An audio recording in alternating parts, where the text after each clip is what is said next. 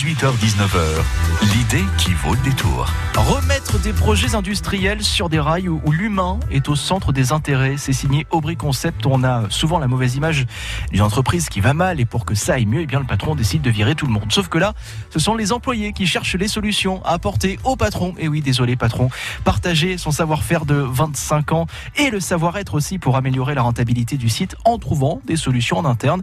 C'est signé Laurent Aubry, à nos côtés, le créateur d'Aubry Concept. Bonsoir Laurent. Bonsoir Kevin. Bienvenue. Le facteur humain, il peut encore sauver nos entreprises ? Ah oui, complètement. Le travailleur français est d'une rare qualité. Oui. C'est important à souligner ça. Mais oui, tout à fait. Malheureusement, il coûte cher puisqu'il y a des coûts sociaux qui sont chers et ça crée un déséquilibre avec des pays à bas coût. Mais justement, j'interviens dans ce sens-là pour rééquilibrer la balance pour que les patrons, les petits patrons de PME, les industriels puissent continuer à produire en France, rester en France, parce que c'est quelque chose qui me motive vraiment. D'où est venue l'idée en fait, Laurent ? Comment c'est né tout ça ? Alors en fait, salarié, je me suis souvent retrouvé à prendre en charge des projets que d'autres collègues avaient commencé, qui étaient mal partis ou mal embouchés. Et finalement, j'étais très motivé parce qu'il fallait que je fasse preuve de débrouillardise et de créativité. Et en fait, c'est toujours ce qui m'a plu. Les collègues qui me regardaient me disaient « Mais comment tu fais pour rester zen ?» alors que bon, le projet part quand même à volo. Et en fait, non, moi, ça me plaît beaucoup. C'est-à-dire arriver à trouver comment faire plus avec moins. Alors pour expliquer, je viens de l'industrie automobile, chez les équipementiers automobiles. Les équipementiers automobiles, c'est ceux qui se trouvent avant les constructeurs automobiles, donc qui eux font les marges, et après des gros fournisseurs qui ont pignon sur rue, et donc les marges pour les équipementiers automobiles sont fort réduites. Et donc il y a très peu de latitude pour un projet pour dériver. Et c'est là que m'est venue cette passion de recadrer de recadrer et en projet. Ça c'est le second volet. C'est comment faire du changement technique et humain, puisque l'homme est au cœur de tout, par la conduite du projet. Mon maître mot, c'est la conduite du projet. Comment j'en suis venu là ? Par mon expérience, c'est-à-dire par mes erreurs. Jeune ingénieur, quand je suis arrivé, j'avais plein de belles idées, je maturais un peu dans mon coin de belles solutions, et je présentais des tas de propositions aux équipes, et je comprenais pas. Parce que j'étais pas suivi, et ça tombait comme un soufflet. D'accord. Et donc là-dessus, je me suis dit, il y a un truc. Et donc, j'ai changé moi, j'ai un peu maturé, on va dire. J'ai pris de l'âge, j'ai fait différentes erreurs. Ouais. Et aujourd'hui, je lâche prise. C'est-à-dire que, bien entendu, je structure encore. C'est-à-dire que je propose à mes clients des propositions, des solutions qui sont très structurées, mais pas pour les imposer comme une base de départ. C'est-à-dire un point de discussion, c'est-à-dire que je propose ces solutions aux équipes de projet, et ces équipes de projet réagissent, chacun réagit. Alors il y en a qui réagissent vivement en disant c'est des conneries, vous connaissez rien au métier, donc fine, très bien, super. Qu'est-ce qu'on peut faire ? Qu'est-ce que vous proposez ? Puis tu dis ouais, c'est bien, mais là il y a un truc que vous n'avez pas vu. Ah oui, j'ai pas vu quoi ? Et ouais, en fait, indirectement, vous les faites travailler, vous les faites chercher en fait. Exactement, c'est pas moi qui travaille. Alors je pars du principe qu'en fait si je propose une solution, elle va être appliquée le temps que je suis présent sur l'entreprise, et après elle va être avortée. J'ai vu plein de cas de figure où des gros cabinets de conseil sont passés. On a des tas d'affichages et des choses comme ça qui sont mis sur le côté. On me dit ça, c'est le dernier cabinet qui est passé. Moi, ce que je voudrais, ce que j'essaie de motiver dans les équipes, c'est vraiment que le projet qui est mon projet au début, mes projets, puisque je fais plusieurs projets pour répondre aux problématiques clients, que ces projets-là, en fin de projet, soient les projets des équipes. Et c'est-à-dire que c'est plus moi qui vais me battre pour appliquer les projets, pour faire des investissements. C'est eux qui vont défendre leurs idées. C'est eux qui, fièrement, vont pouvoir présenter les projets à leur patron. Voilà, donc pour moi, c'est vraiment important. Des projets par les hommes et pour les hommes. L'humain au centre des intérêts pour sauver les entreprises, notamment les PME qui sont souvent en difficulté. Vous nous raconterez votre expérience et aussi quelques anecdotes sur justement ces 25 ans de métier que vous avez, d'expertise désormais. Et cette expérience, vous avez maturé, Laurent, si j'ai bien suivi. C'est ça, c'est le mot employé ?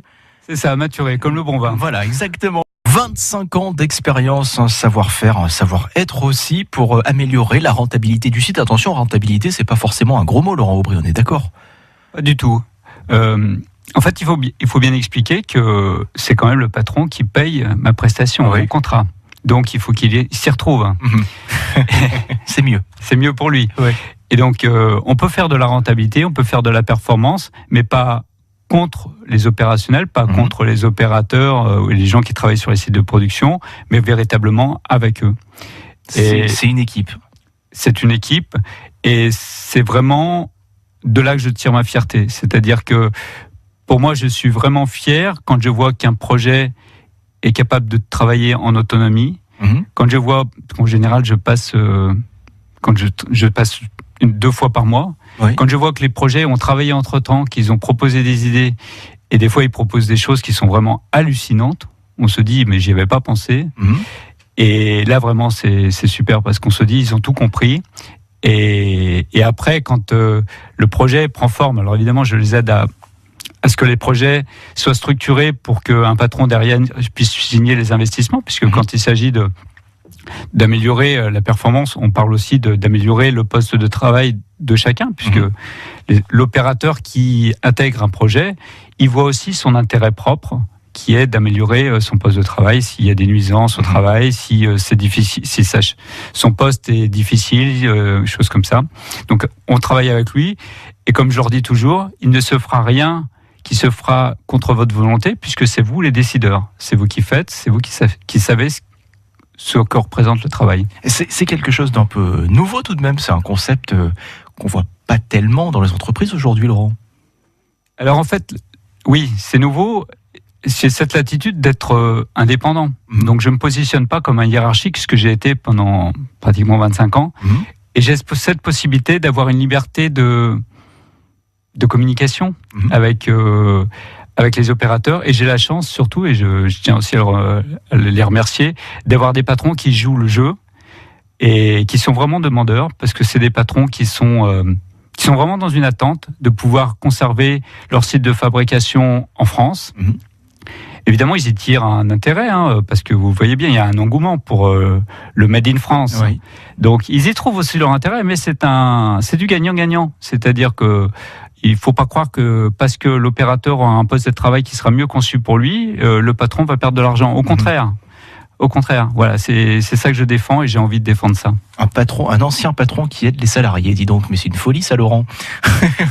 Pas forcément contre les patrons, mais en tout cas vous êtes là pour les aider, pour leur amener à construire des projets à leur côté. Vous restez combien de temps à peu près en moyenne dans les entreprises ? Alors en moyenne c'est entre 6 à 8 mois. Oui. En fait ça pourrait être plus, d'ailleurs on m'a dit souvent ça devrait être plus, mais je fais tellement tout ce que je peux pour que les équipes soient autonomes, qu'au bout de 6-8 mois, même si les projets ne sont pas complètement finalisés, les équipes ont suffisamment de dynamique pour fonctionner par eux-mêmes. Oui. Donc je ne les rends absolument pas dépendants. Et c'est ça aussi que j'aime. Alors évidemment, je pourrais faire un peu plus de chiffres si je les rendais dépendants et qu'ils attendaient après ma présence. Mais j'apprécie par exemple que le premier client, 9 mois après la fin du contrat, garde des contacts avec moi, m'envoie des informations sur le projet, et me fait de la pub aussi. C'est super, je trouve ça exceptionnel. Oui, puis une fois que les équipes sont prêtes, c'est à elles de jouer en fait. Exactement, et elles ont créé une vraie dynamique, elles ont appris à se parler entre elles. Donc, je dis entre elles, les gens sur les postes de travail, mais aussi avec les gens des bureaux, parce qu'il y a des structures. Il y a une vraie communication qui s'instaure, et une vraie liberté de parole, c'est-à-dire que je fais très attention à ce que la parole de l'un soit pas jugée par l'autre. Et voilà, je fais un peu l'arbitre. C'est effectivement un bon poste. Laurent, vous nous dites depuis tout à l'heure que oui, on a besoin des salariés pour faire vivre l'entreprise avec le patron, que tout le monde est une équipe. Et notamment sur l'industrie, on ne pourrait pas se passer de l'industrie en France, Laurent ? Absolument pas. L'industrie, c'est... si on fabrique, on sait. si on fait que du service, à mon sens, c'est un peu léger. Oui. Et mon doux rêve, ce serait que dans la région PACA, sur la Côte d'Azur, on puisse un peu réindustrialiser. Je pense que ça a vraiment du sens. D'accord. Donc on a une culture industrielle en France, il faut pas l'oublier. Oui. Donc il y a vraiment du savoir-faire. Ce serait dommage de perdre ça au profit de pays à bas coût. Mais notamment pas que du service, le secteur tertiaire aujourd'hui qui domine notre économie. On va faire un coup de fil dans quelques instants à Emmanuel Bordelais, directeur industriel du groupe Torbel dans la Loire. Et vous êtes allé le voir, Laurent, vous lui avez apporté des solutions. Il nous explique justement comment depuis l'entreprise fonctionne. Bonsoir Emmanuel Bordelais. Bonsoir. Bienvenue, vous êtes avec nous depuis la Loire, centre de la France, un petit peu loin de la Côte d'Azur et de chez nous, mais on arrive à plus ou moins vous placer sur une carte. Alors dites-nous Laurent, pourquoi vous avez fait appel ce soir à Emmanuel Bordelais ? Alors en fait, Emmanuel Bordelais, il représente le premier client, le premier qui m'a fait confiance. Et je crois que ça a bien matché entre nous. Oui. Et j'aimerais bien qu'il le dise, voilà, qu'il explique avec ses mots ce que Aubry Concept a pu faire pour l'usine de Clémenceau. Voilà. Alors, racontez-de tout, Emmanuel Bordelais. Expliquez-nous cette expérience. Alors, effectivement, je vais reprendre un peu ce que vient de dire M. Aubry. Ça a matché parce que M. Aubry il a une faculté d'intégration, d'adaptation qui est très très bonne. L'expérience qu'on a eue sur ce projet, c'est sur une usine qui se trouve en Haute-Loire, société Clémenceau. On est sur un petit site industriel d'une vingtaine de personnes. Et il fallait effectivement une approche de proximité, une approche adaptée à l'opérationnel, aux gens qui sont plutôt des gens de campagne, qui sont plutôt dans leur confort, qui travaillent depuis 20 ans dans des mêmes process, dans des mêmes méthodes. Et voilà, on a voulu, il faut de toute manière aujourd'hui repenser un peu le modèle industriel et aller un peu plus loin pour rester compétitif. Si je vous suis bien, il y avait une forme de routine qui s'était installée. Exactement. Et c'est là où du coup M. Aubry s'est adapté très très rapidement, que ce soit dans le vocabulaire, parce que des fois il y a des notions d'amélioration continue qui peuvent faire peur, des vocabulaires un peu qui peuvent faire peur le personnel. Donc là, il a très bien adapté et le vocabulaire et aussi les outils. Il n'est pas arrivé avec une caisse à outils tout adaptée. Non, il a adapté ses outils à l'ambiance et au personnel. Et ce qui fait que ça a été une intégration, une immersion très très rapide. Et aujourd'hui, chez Clémenceau Industrie, comment on vit tout ça ? Alors très positivement, parce qu'il a fait en sorte que ça devienne un projet de la société, par la société et par le personnel. Donc effectivement, le social est vraiment au cœur de sa démarche. Il a été chercher le potentiel de chacun en les mettant en valeur à travers des projets, des groupes projets. Et c'est le personnel qui a fait grandir l'entreprise parce qu'ils pensaient, parce qu'ils avaient envie de faire depuis des années, mais que le temps n'a pas laissé agir. Donc il a été chercher le meilleur de chacun. Et aujourd'hui, le personnel se sent vraiment satisfait de cette démarche-là parce qu'ils ont l'impression que ce sont leurs idées. C'est pas une impression d'ailleurs. C'est plus qu'une impression. Ce sont leurs idées qui ont été mises en place et qui ont fait grandir l'entreprise. Et ils sont contents d'avoir pu d'abord plancher dans un bureau pour aujourd'hui le voir en pratique. Oui. En rappelant, Emmanuel Bordelais, que ce ne sont pas forcément des cadres qui ont participé à l'opération, ce sont les salariés eux-mêmes. Ce sont les salariés eux-mêmes. On est vraiment sur une petite structure avec une responsable de site et puis directement l'opérationnel. Donc voilà, il n'y avait pas toute une démarche de bureau d'études ou de bureau de ligne. On était directement avec le personnel et c'est eux qui ont fait grandir tout ce projet-là. Mais à l'aide, grâce aux outils qu'a apporté M. Aubry du coup. Clémenceau Industrie, avant de se quitter, Emmanuel Bordelais, vous faites quoi exactement maintenant que vous nous avez intrigués dans la Haute-Loire ? Alors aujourd'hui, on fait de la pommelle, ce qui fait la fermeture de portes. Donc c'est de la pommelle sur mesure, à souder, etc. Donc on est dans le milieu de la quincaillerie et de la métallurgie. D'accord, nous voilà éclairés, prêts à découvrir la Haute-Loire. Merci beaucoup Emmanuel Bordelais d'avoir été à nos côtés, directeur industriel du groupe Torbel, Laurent Aubry. Voilà un exemple concret de mise en application de votre projet et avec des salariés qui étaient tombés dans une certaine routine et qui aujourd'hui se sentent pousser des ailes. Écoutez, je sais pas trop quoi dire, c'était pas préparé du tout et Il a dit ce que j'ai dit, donc c'est la plus belle récompense, c'est-à-dire que de chaque côté, on a la même perception et ça c'est beau, quoi. Notre invité à nos côtés, jusqu'à 19h, il nous emmène découvrir selon lui les lieux qui valent le détour dans notre région. Et alors, petite histoire complètement dingue que nous venons d'apprendre, nous étions avec Emmanuel Bordelais, le directeur industriel du groupe Torbel. Et Laurent, le groupe Torbel fait les chaises bleues à Nice. Et bien sûr, non seulement il fait les chaises bleues, mais le grand-père de l'actuel PDG est celui qui a fait la première chaise bleue. D'accord, la boucle est bouclée, c'est dingue, ça dit donc. C'est génial. Venir en aide au groupe qui fabrique les chaises bleues sur la promenade des Anglais à Nice. Si ça, c'est pas une belle preuve d'amour de la Côte d'Azur, Laurent Aubry, je n'y comprends plus rien. Entre deux missions avec les salariés, où est-ce que vous aimez aller ? Vous aimez faire de l'apnée, il paraît ? C'est ça, oui, tout à fait.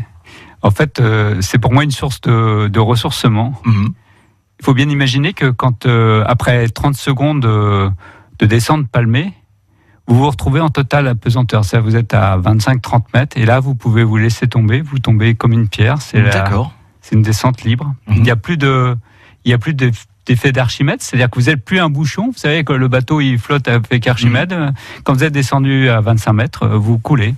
D'accord. Et voilà, c'est... Et alors, le fait de couler, qu'est-ce que ça vous apporte ? Et ben, en fait, il faut l'accepter. Ouais. Il y a un lâcher-prise. Il faut accepter...